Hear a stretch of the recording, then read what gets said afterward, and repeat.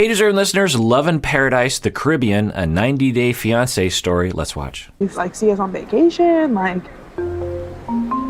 Here we go again. She's gonna bring up me coming to America. I don't really know how you've ever pictured it. We've never talked about it. Give me a break. Like, could you guys give me a break? Like, is this vacation, is it gang up on Sherlon vacation? So I wouldn't say it's ganging up on him. I think that they want to know, and for very good reasons. You have a child together and coming, and she wants to know if you're going to be involved in the child's life and if they're going to get married and be together for the rest of their lives. And she, for the first time, is asking in a differentiated way, very straightforward, and he perceives it as pressure. Now, if I suspect for him, he is still wondering about that he is maybe wanting to go to the States, but he kind of wants to stay where he's at, and he maybe wants to get married to her, but he wonders if that's wise given that they barely know each other. So I think he has a lot of questions, and that's okay. And just say that. Just say something like, yeah, makes total sense that you would ask that, and I've been asking myself that same question. I don't know yet. I think that time will tell. I think the fact that you're pregnant really rushes things a bit, but I'd still like to get to know you better and see if we're compatible for each other, see if you even like me. So let's see what he says. We're going to talk about it somewhere. I know, but like, we should be talking about it now. I feel like you're avoiding some of the hard conversations. No, but what do you want me to tell you? Like, I do want to come there, and I do want to be with you, and I do want to be a part of my kid's life. I don't like hard conversations. But then if you just keep avoiding them. Yikes. So hard conversations, what's so hard about addressing reality? You have an upcoming child, and so let's have the conversation. If it's too hard for the conversation, I don't know what to tell you. Now, if you're unsure and you feel like you're being pressured and you don't necessarily know if you want to be with her, fine, just say it. Just say, oh, look, it's a question mark for me. And keep avoiding them. When are they ever going to be discussed? Look, they're going to be discussed between us, not between me and your mother, or between me and your sister. I know, but it's me. Okay, that's the two of you there right now, so have the discussion. So why would he be avoiding it? Well, there are two main possibilities, I would imagine. One is he's not into it and doesn't want to disappoint them, or is trying to get some sort of benefit from the ambiguity.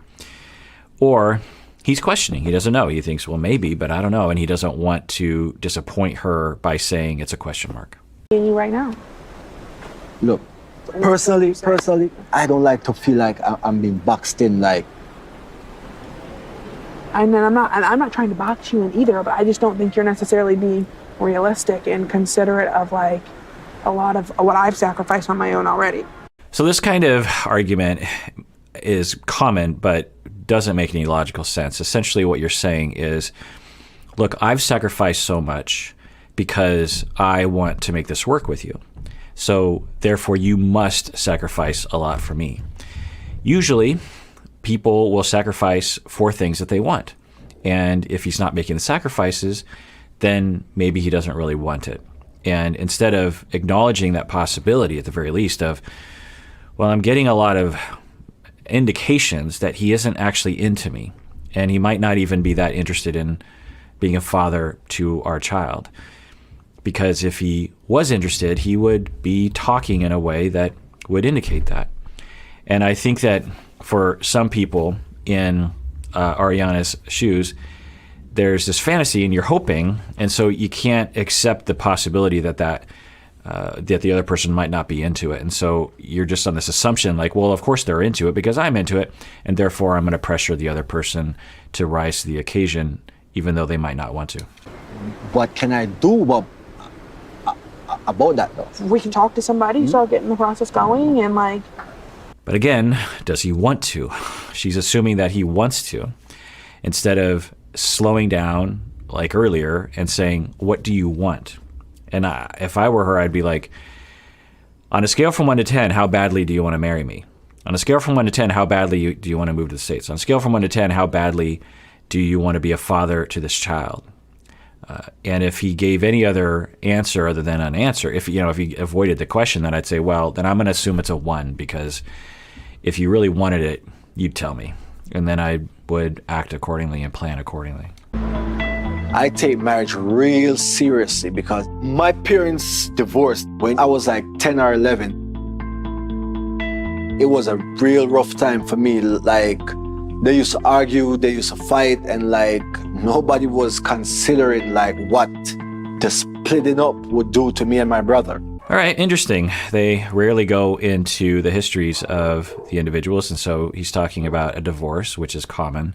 I don't know how common it is in, I'm looking at my little cheat notes here, Jamaica. My dogs are barking. Probably a delivery person. Or maybe another dog on the road. I don't know. But I'm here with you, so I'm going to stay here instead of checking on them. But he's saying that the divorce was tough and that it took a toll on him and his brother, and that he really wants to avoid that happening again. Okay, on one hand, that gives us some reasons to think that he would be a little overly cautious maybe around divorce, or even realistically cautious.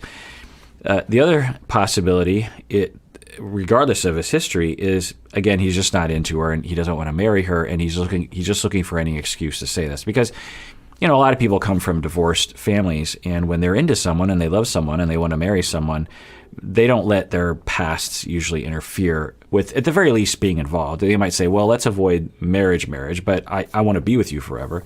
And there doesn't seem to be any indication that he wants to do that. I don't want you to feel like I don't love you. I don't want you to feel that. But for me, marriage is like you're signing a contract. It takes trust, it takes commitment. And for me, I don't think we're there yet. So he's avoiding the conversation, kind of. He's passively saying, I'm not there yet, because she might be there at this point. I'd be surprised if she was, because that would be a very hasty decision to make about the rest of your life. But at the very least, he's saying that he is not ready for that. This is a big commitment, marriage, and I'm not ready for that. So instead of saying I'm not ready, he says we're not ready.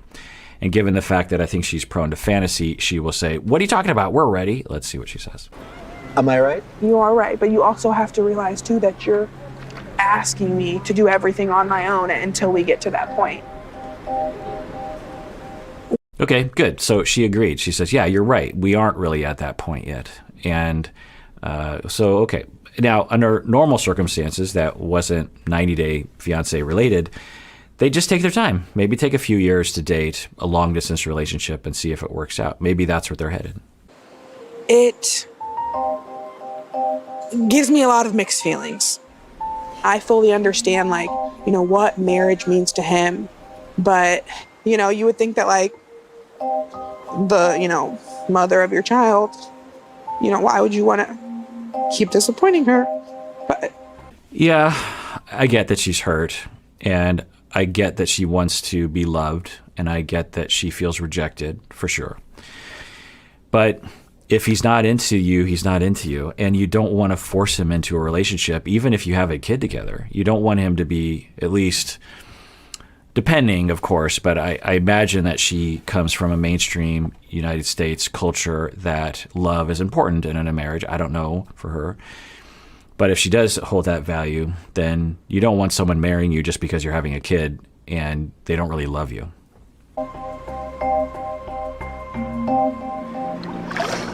what do you think if while I was here we went and talked to somebody from like an immigration lawyer, like a visa specialist or something like that? He's not ready for that. What he thinks of it is probably like, why? Or he might say, okay, fine, but he's not ready for that. I don't know what the rush is, right? I understand the baby's on the way and it's important, but you can't rush things. Now, from her standpoint, if she's like, look, I need things to be snappy, I need things to be quick, and if he's not ready to commit, then I don't know what to do. Then you say, okay, then you move on and you find someone else that isn't so struggling with the idea of being with you. Maybe someone in your hometown that you won't have to wrestle into moving to the United States. Going just to get some information, because maybe I get a tourist visa and I go see my son, I spend time with her, maybe I decide I don't want to come back. Will you get up and help me up, please? Just give me a hand. Yeah, that's totally rational. He's thinking, well, maybe I'll get a tourist visa, I'll come to the States, and I'll see if I like it. If I like it, I'll stay, and if I don't, then I won't. Yeah, much more rational in terms of decision-making process. How does he know what it's like to live there? We would think that other couples, other individuals on 90 Day Fiancé, regardless of which direction they're moving, would think of those things of, yeah, I mean, I can imagine it might be nice to live up there, but I don't know. You can't know until you try it. Like Natalie, for example, moving into the woods of Squim. She's like, this is America? I thought America was, nice cities or whatever. Yara, for example, she's like, I want to be in LA. New Orleans, I don't like it here. And you think, well, you knew where you were headed. You knew where your spouse lived, and you might have thought about that prior to going. And so he's actually giving it some thought and thinking, let's take it one step at a time. Makes total sense. I don't want nobody to tell me, look, we need to get married now. If you try to force me or rush me into doing something, like, you might just push me away. Agreed, absolutely. But I'm still wondering if he's even slightly open to marrying her and living in the States and spending the rest of his life with her. There hasn't been any overt indication of that, at least on camera. And what she wants is like, she's cut off from reality that, look, there's a global pandemic. I work in the tourist industry, so like, I have been totally broke. There's actually been a point where I didn't know if I'm gonna like have something to eat tomorrow because like there's just nothing. Wow, that really helps to put things into context. He is saying that in Jamaica, according to him, 95% of people are dependent on the tourism industry, and since the pandemic and the shutdown and the quarantine, he and Jamaica are suffering greatly monetarily. And he's saying that, it's not about necessarily just paying the bills, it's about not having food to eat. So that definitely puts things in perspective, right? Some stuff like that, bruh. Because you haven't done anything to. Oh, come on, man. It's frustrating to me because while I get that he's a good guy and wants to help out his friends, he still hasn't contributed anything to me, the mother of his child. Is it possible that the economy in Jamaica is completely tanking and he is having a hard time contributing? Plus, I'm guessing his salary is lower. Does he even have a job? I don't know. Is he able to get a job? Probably not. I didn't show earlier, but they were driving by all these resorts and they were all closed because of the pandemic. So this notion of just like, hey, contribute, it's like context. And he is concerned about one of his friends who electricity is being turned off, and he is intimating that he wants her, I think, to pay for it. Which, okay, on one hand, he's looking out for his friend, and she recognizes that. But on the other hand, the two of you aren't. You're on very shaky ground at this point, and the two of you don't necessarily know if you're going to be together. I mean, there's a chance that in a week you'll never see each other again, by the way things are going right now. So to be hitting her up for money at this point. Now, we've seen this before where other cultures, and I don't know about Jamaica, but like with Asuelu and Samoa, there's this different value around money and a different value around asking for money. And I will say that I know my culture in Seattle and maybe mainstream United States is that you never ask people for money. It is one of the most disgraceful things you could do in our society, and most embarrassing things to do. And people will go to great lengths to avoid having to ask people directly for money. Whereas in other cultures, I'm guessing, for better or for worse, they are more likely to ask. And to some extent, it's logical. It'd be logical for him to say, hey, I have a real close friend of mine that is losing electricity. And when you lose electricity, you can't cook food, there's no lights, other kinds of things. And hey, if my girlfriend can spend a tiny percentage of her income to help out my friend, then that would be a huge deal. And I'm, in my culture, it's fine to ask that kind of thing. So I wonder if this is a cross-cultural misunderstanding where he's just like, look, if I were in your shoes, then I would want to help out, or at least a little bit. But so that's where he's coming from, and where she's coming from is, are you just scamming me? Is this just another way to extract money from me? Facts? Why is that like so hard for you to hear? I don't understand. It's like you try to like hide from the truth sometimes.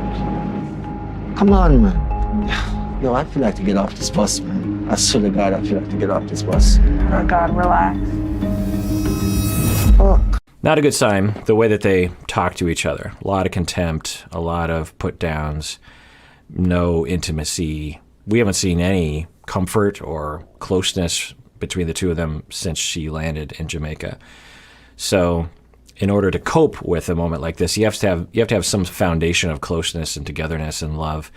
So I doubt they're going to survive this, but who knows? Maybe they'll pull out of the nosedive. All right, well, that does it for that episode. Everyone out there, please take care of yourself because you deserve it. You really, really do.